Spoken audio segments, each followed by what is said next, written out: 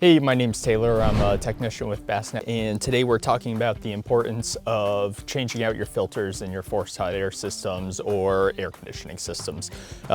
Pretty easy, something just about every homeowner should be able to do. So we're gonna open this air handler up and see how this filter's looking.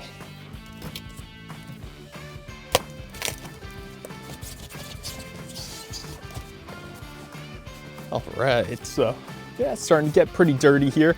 These 5-inch filters typically need to be changed out about twice a year, depending on the house. So about beginning of each season.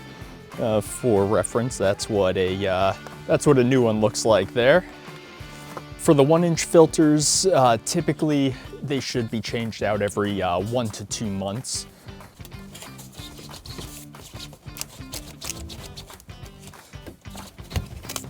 There we go.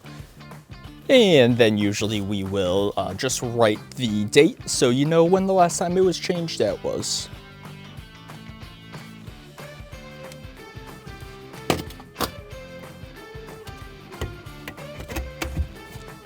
Perfect. It's as simple as that.